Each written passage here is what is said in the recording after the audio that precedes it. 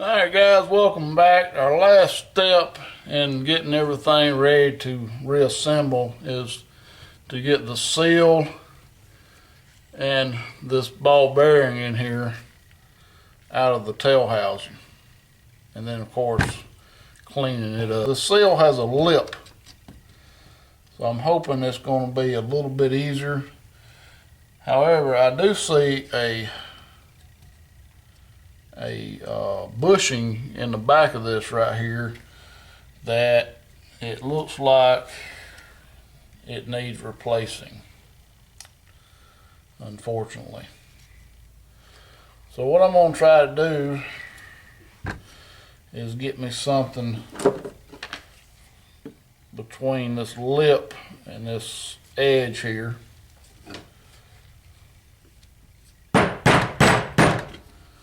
And try to get in here and maybe just kind of hit around it until we get it coming through.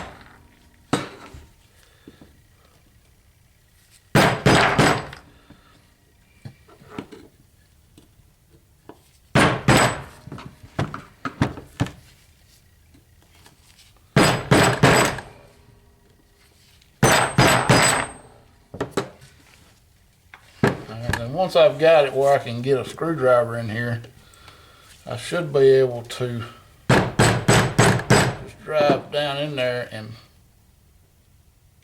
pop up on this seal. Be careful around this damn thin housing though. What I'm going to try to do is drive this screwdriver into this seal, break the seal on it, and then just pop it out.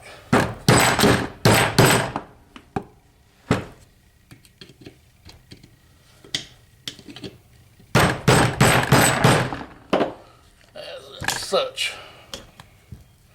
Well, got the rubber out, but didn't quite get the metal out.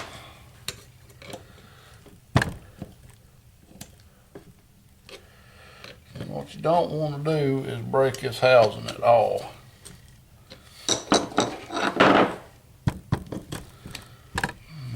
I kind of have to put any pressure on that. I think I can just, yeah, that's what I thought. Once you get your pressure relieved, you should be able to just pop the seal right on out with no issues. Now here's the spring that goes into it. We don't need that. But I'm looking at a bushing. I don't know if y'all can see. Let me see if I can get the light. So maybe you can see this bushing in here, and you should be able to see like wear marks in it. See that one wear mark there? But as we turn it over, you see another wear mark right there. To me, it looks like so that wire mark there was just covered up with crap, and this one here basically the same way. So I only see the two of them. So unless there was two more here that I can't see, I'm just gonna have to assume that this bushing is still good. The bushing does not come with the kit. Now that we've got the seal out of the way, we should be able to just knock this bearing out by hitting it with a long screwdriver. This may not be long enough. Maybe it will. Just want to get on the outside edge of it.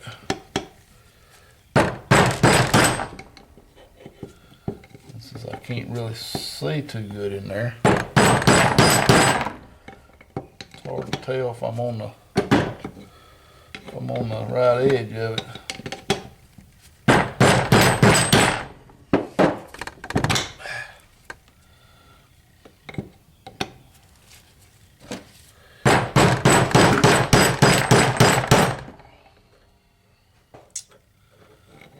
be careful that you're actually hitting on the bush, the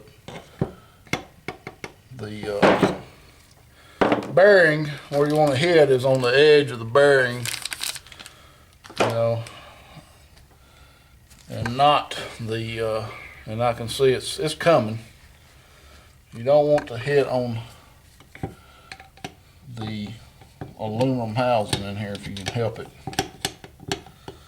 I need a damn flashlight. I just happened to pick up a little Harbor Freight special when I was there. It was a freebie, and I love these little cheap lights, man. But they're bright.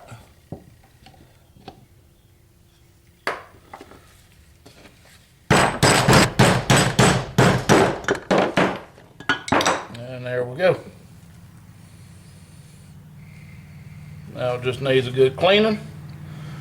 We'll get it a good cleaning, and I'll let it soak overnight because this stuff is really baked on. I mean, it's dirt, but it's baked on there, so it needs to soak overnight. I'll get most of the loose stuff off before I put it in there. So we'll continue this tomorrow. We'll install the bearing, the new bearing, and shouldn't have no issues getting the new bearing and the new seal installed. And I still forgot to clean this up too. So until then, guys, just stay put, and here it is. Alright, so I soaked this thing, believe it or not, in 2 days of water. So hot water, but it actually got cold. But I got most of the dirt off of it, and did some degreasing, and it still looks pretty bad. I guess I could have used a SOS pad or something, some steel wool, something, got it a little cleaner. But we're not going for perfect here, just as long as it's clean where we need it to be clean.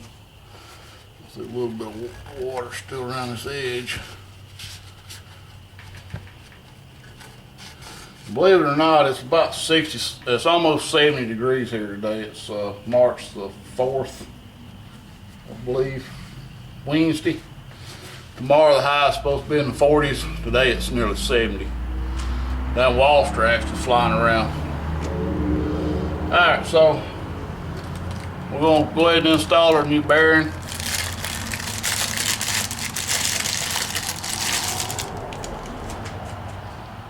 And see, it's kind of a caged bearing, caged ball bearing. But I'm gonna go ahead and put some grease on here anyway. Not that it's really gonna make that big a difference probably, but it kind of helps my feelings to know it's got a little bit of grease. Of course, once the transmission fluid gets pumped around it, it ain't gonna matter really a hill of beans about it. But I could just soak it in transmission fluid, probably do the same thing.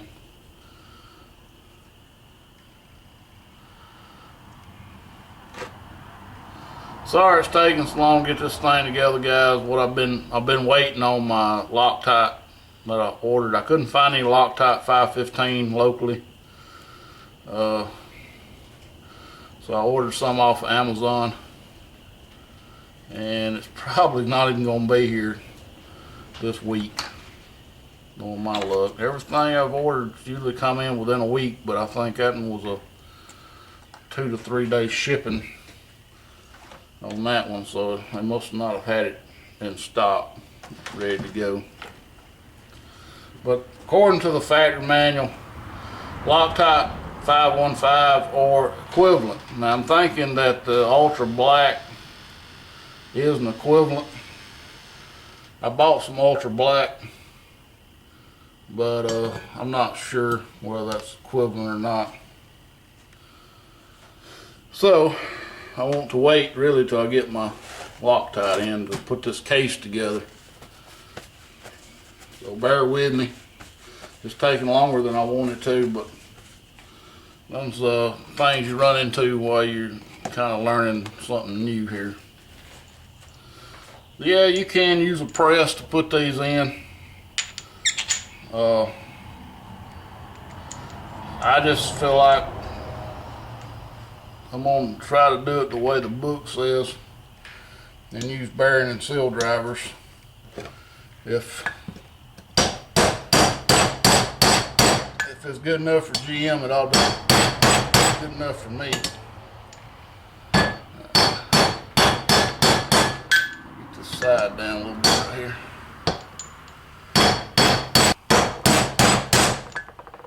We're just gonna set that to the bottoms out. Alright, now we're gonna turn it over and put this seal in. This is the seal we're going to be using. Goes in like that. So we're going to go ahead and put a little grease on it. So, and this driver's a little small for that one, so I'm just going to use this one.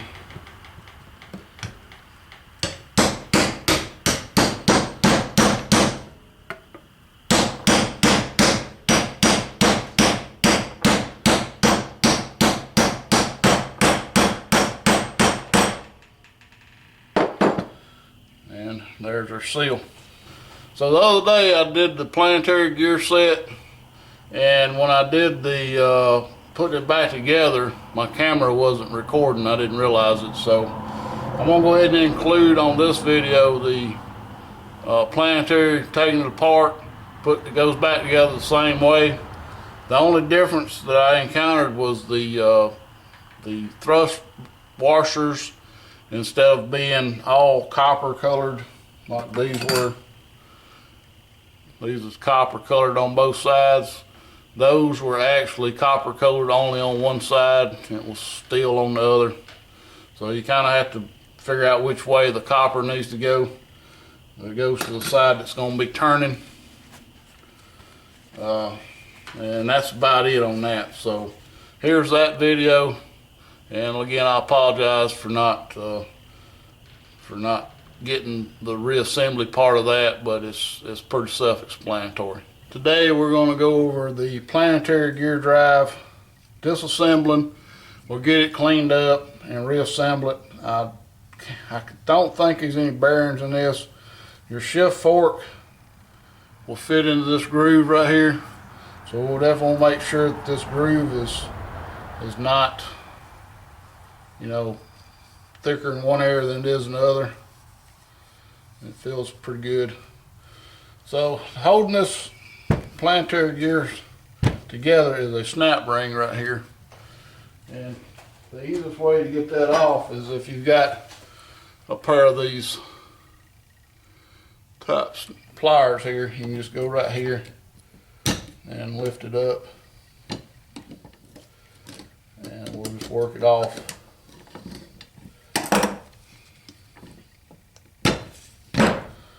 And there's our snap ring. Here is a brass thrust washer. So I'm going to turn the snap ring upside down. I'm going to turn the thrust washer upside down on top of the snap ring. I'm going to pull off the outer gear and inspect it. And other than it being a little oily, a little dirty, it looks pretty good. Now there is a bushing inside here. Y'all can see this bushing right in here. I don't think my kit comes with a new bushing, so we'll have to worry about that. Now here's another brass washer that went on this housing, and that's basically all there is to this. Now what we want to do is take each of these little wheels and make sure there's no side to side play on them. That's got just a little bit. That's got none. That one's got very little. There ain't nothing there to worry with. Alright. Now, this, remember on the front case we've got this lock ring. And this lock ring, I believe it does, it goes inside, it catches and stops this outer gear. And then I think when you shift in the low range, it clears it. That way now both this is spinning and this is spinning. So that puts it in the low range. I believe that's true.